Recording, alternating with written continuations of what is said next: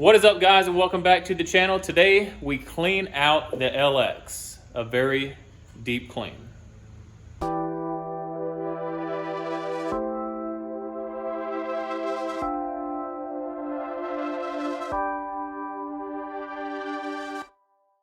lot of car detailers do videos on disaster details, and no doubt this was the dirtiest, nastiest vehicle that I've ever had to clean. I'm not sure who had owned this before, but they definitely had kids, and there was candy and soda strewn throughout this vehicle. Also, some of the nasty black that you see there around the corners was from water incursion, which I will go into more depth later in this video.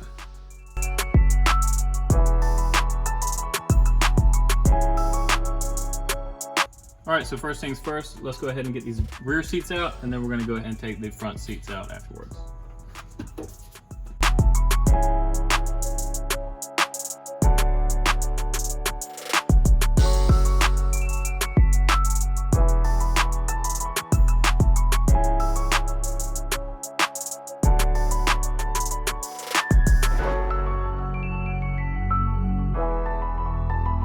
So I just removed the driver's seat, and this is what was under it.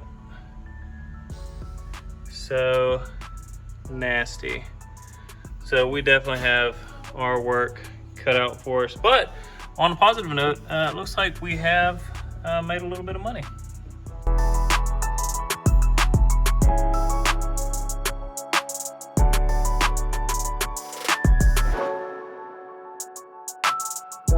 All right, passenger seat is out now. I believe that is the amplifier that sits under there. And as you can see, it's just more of the same. I swear these people just went and poured soda everywhere they could. I mean, that's pretty much what I have gathered all this is. So anyways, I'm gonna take my new small fortune, and we're gonna get to vacuuming. And after that, we're gonna start shampooing and extracting this stuff and see if we can't make a difference.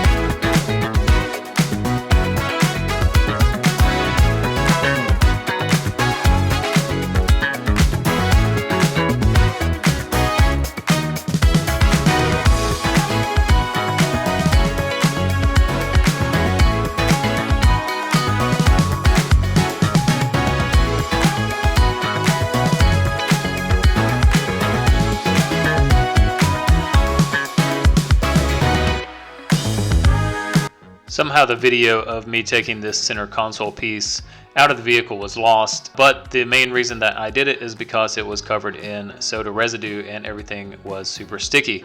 It was to the point that if I pushed one of the buttons down, it would not come up because it was so stuck. So I took out the center console, cleaned everything individually, and now it works perfectly. So I forgot to show you what the water looked like from the floorboard, but this from underneath the seat and right behind the front seat is pretty equivalent. So let's go ahead and take a look here. That is what we got. It's just dark nastiness.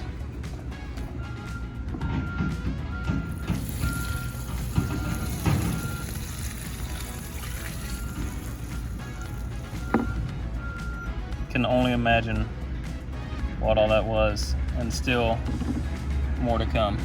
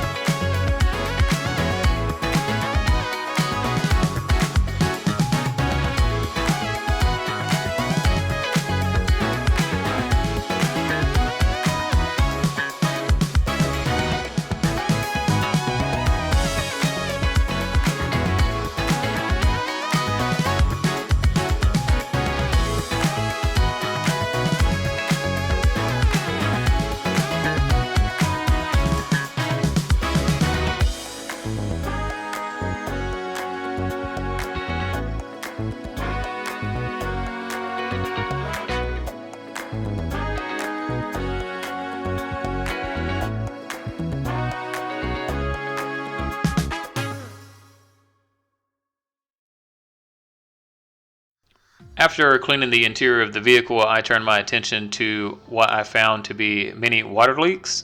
And if you are an LX470 owner or plan to be one, then you probably know that the third brake light is a source of water leaks, or you're going to find it out in the near future. I'm going to be taking these roof racks off and also these drip moldings to see if we can find the source of our internal water leak. All right, so as you can see here, the drip molding it's pretty loose, and even if you see back here, it seems to be pretty loose. So I'm sure water can get underneath that. I don't know if it's supposed to have double-sided tape or not, and I don't even know if this has been messed with before, but today we're gonna take all that off, and then we're gonna take a look underneath and see what we find.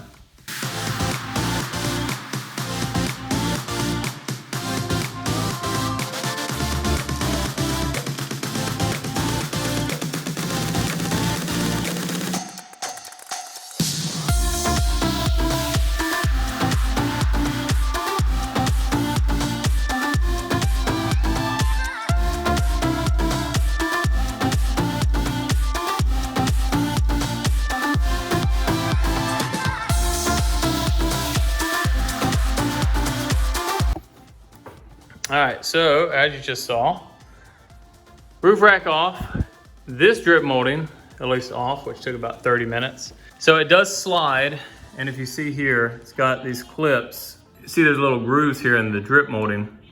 So it just clips into that. Now it slides along back and forth like that, but I couldn't really find a good way to get them to unclip. Fortunately, I didn't break any of them. I mean, all this is plastic, but they're in there pretty tight. So I just kept working it back and forth.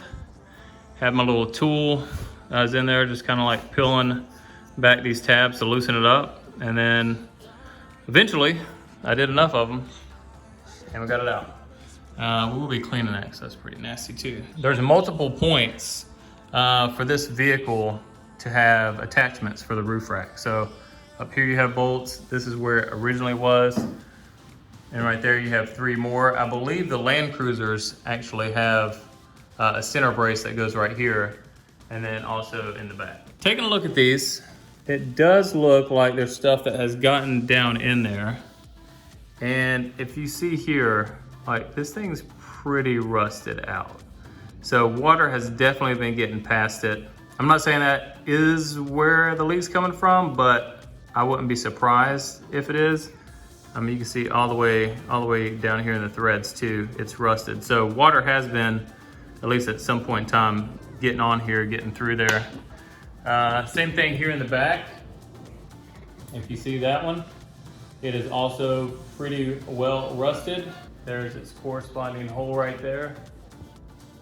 So just seeing that, I'm thinking that there probably has been some water incursion from the roof.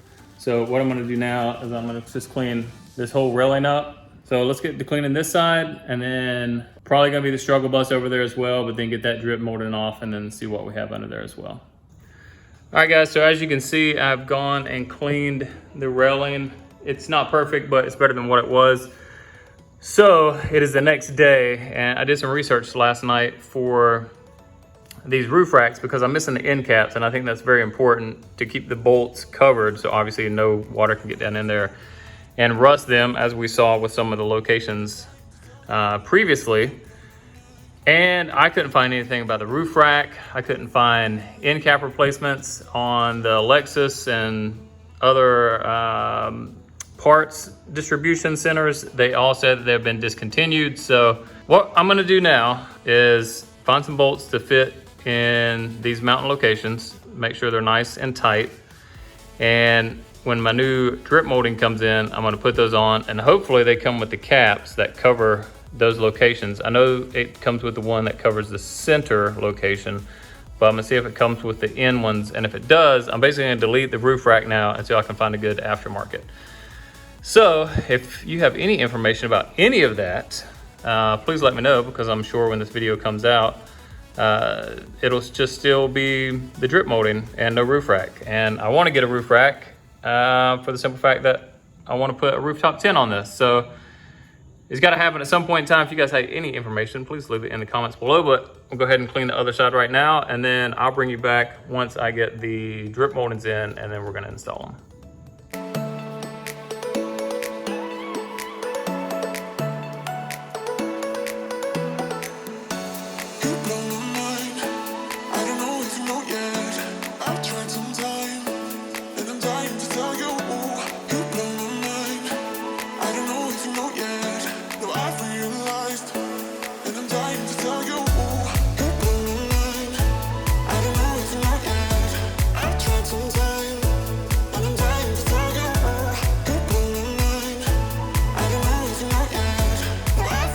The new drip moldings are in. They look great. They fit perfectly right up along the edge there like they're supposed to. And they butt up to the front molding coming off the window, which is how it's supposed to be. Now, when I first got this, there was probably like 1.5 inch gap between these two.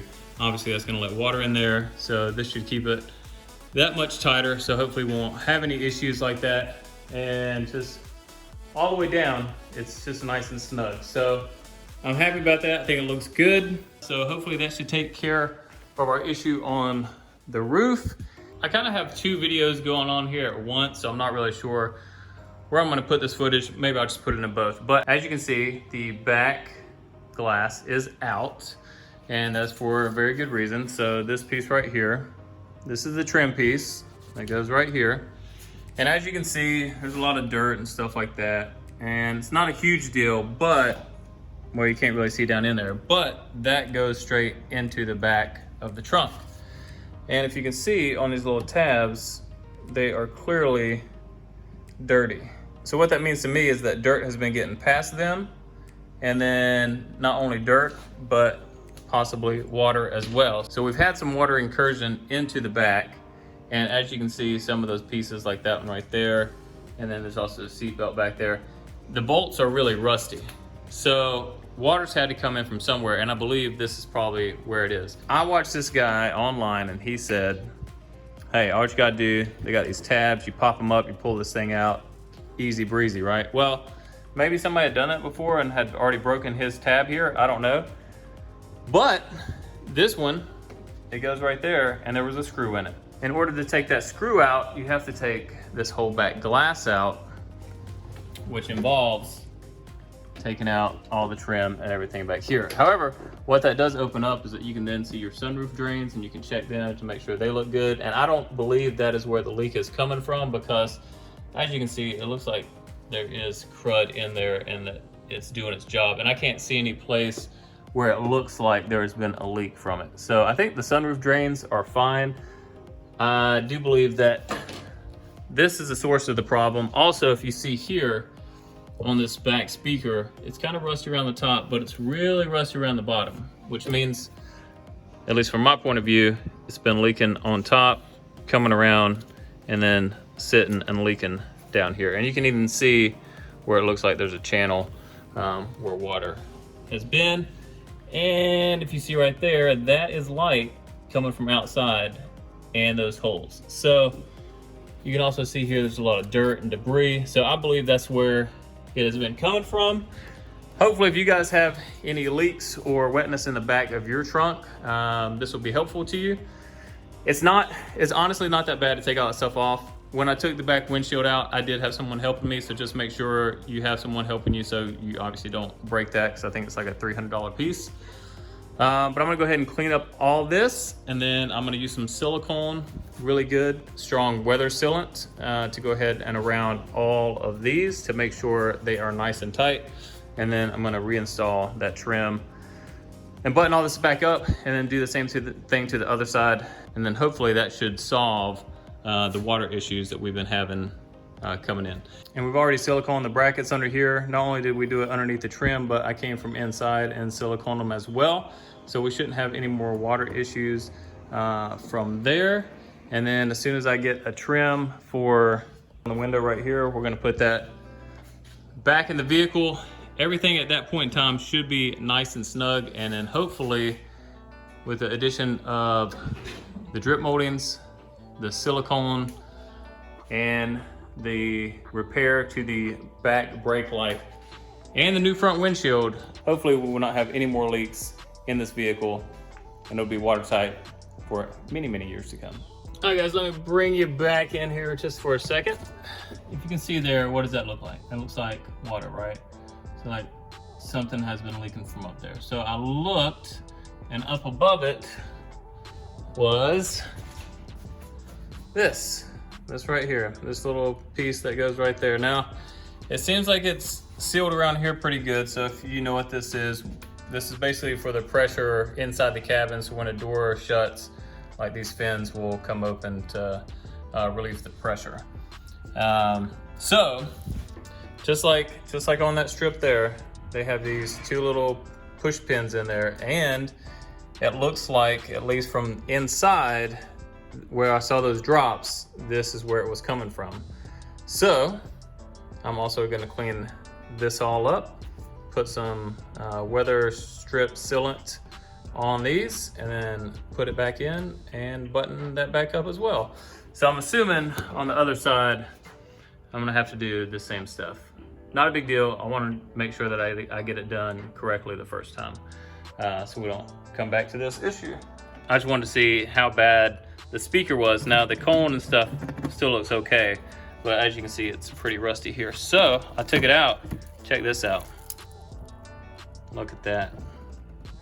And the connection here is basically just rusted off. So this, to me, this has been something that has been going on for a while and just gone unchecked. So I don't have time, but I'm probably just, I don't have time to do it myself, but I'm probably gonna take this whole component here to like a local audio store, and then I'm just gonna get them to splice in another speaker of the same size, and then hook it all back up. And then as long as everything is watertight, we shouldn't have an issue again. And I did hear like some vibration coming out of this, so it's probably needing to be replaced anyhow. So I think that's what I'm gonna do. I think that's what I'm gonna do while I'm in here. So I have a whole week to do this interior, and it looks like it is gonna take me every single day to be able to get the interior of this vehicle where I want it. But after it's done, I won't have to worry about it anymore. I know it'll be done correctly. Back to taking off all this stuff and water sealing the vehicle.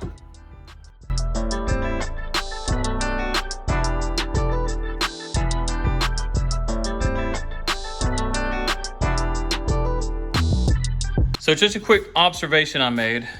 So as you can see on these, they have like, I don't know, these little grommets here, right? That goes against the surface. And if you can see there, what is that? It looks like those grommets have done their job and kept junk out.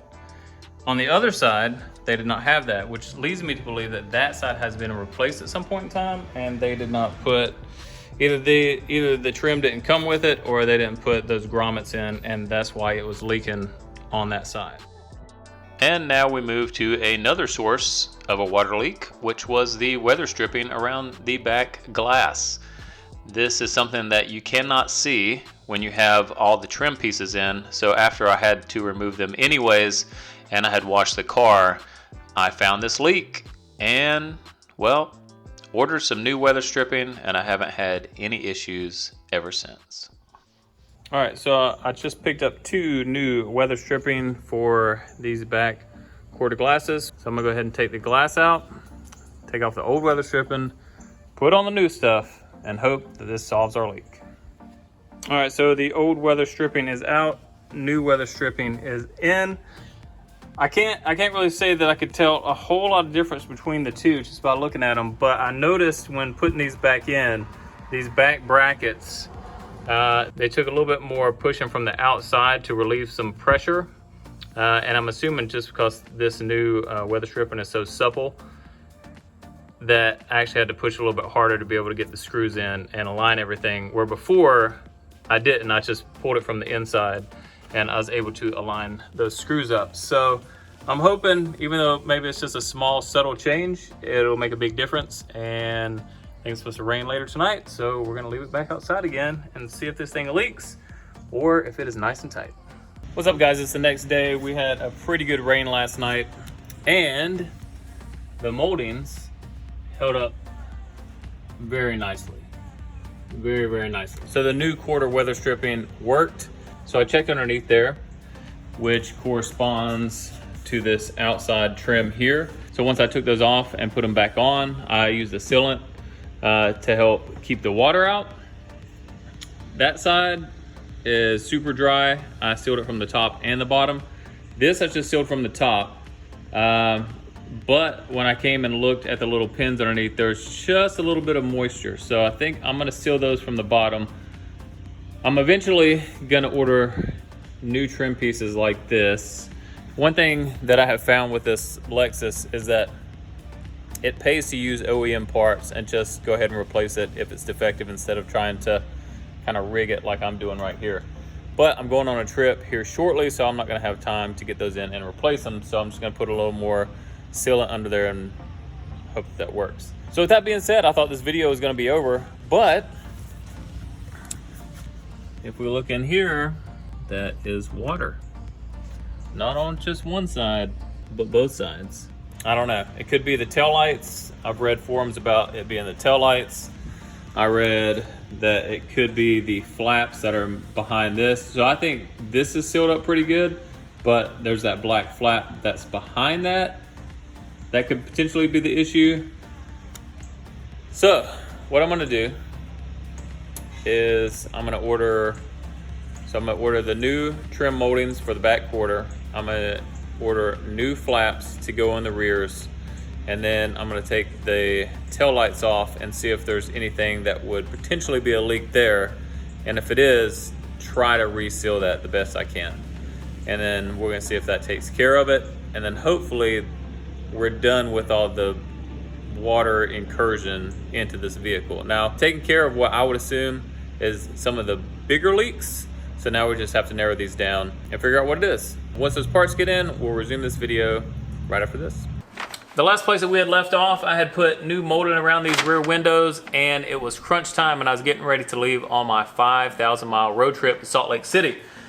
Since then, I have done that. I've gone through many rain showers, downpours. I've even washed the vehicle a couple times, and there has been absolutely no leaking going on back here whatsoever. However, me being me, I think I did a pretty good job of taking these old trim pieces and making them work and sealing them up to where they weren't going to leak. But it's still in the back of my mind that they're old, and I kind of rigged them up not to leak. So what I did is I went and bought two brand new trim pieces that go underneath these back windows. So what I'm gonna do now is take the windows back out, take the trim pieces off, clean up all that sealant that's probably gonna be there, and then we're gonna install these new trim pieces, and hopefully, I don't see any issues with it whatsoever, but hopefully this will also solve any leaking problems from underneath. And then I'll probably give it a week or two, and then as long as everything looks good and there's no leaking coming from underneath the windows, all this is going back in the back, and we can finally button this thing up and be finished with the interior.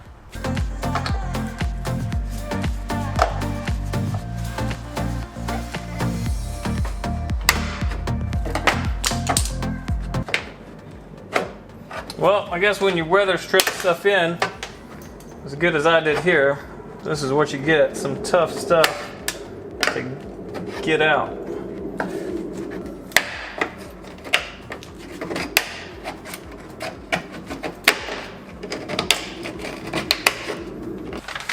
The new trim pieces here have these grommets on them.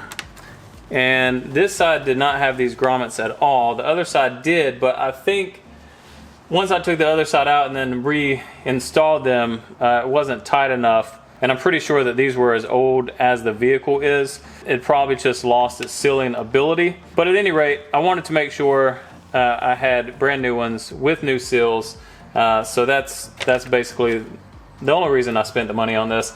And I think for both sides it was maybe $100 total for both these trim pieces. But I'm gonna keep working on this, get this out, clean it up, and then once I have it all cleaned up and this one installed, I'll show you how it looks, which is basically gonna look exactly like this, but newer.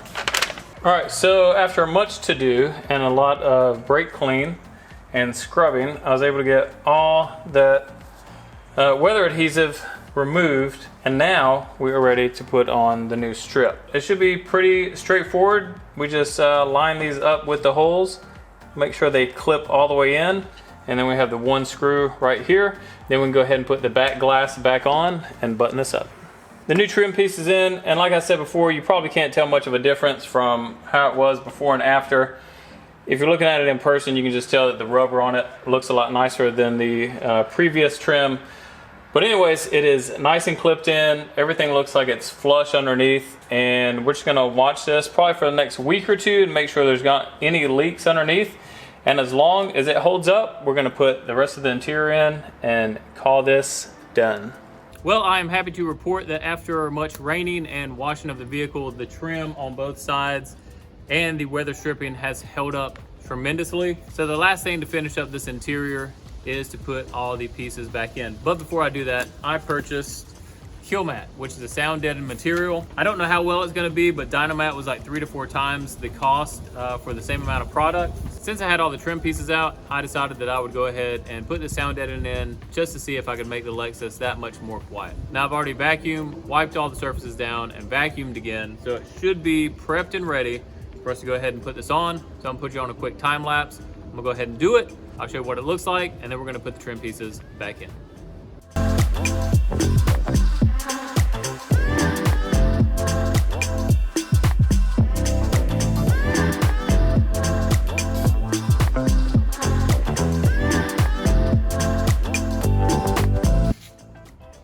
So maybe not the most beautiful job in the world, but I do believe this will offer a little bit more sound deadening than what we had before. So this right here is the old sound deadening. And as you can see, they just had it, you know, sporadically around the back, and it didn't cover everything. So I just kind of filled in some of those bigger gaps, and then along there and along the panels there. Now it is time to put the rest of the trim pieces back in and call this job done.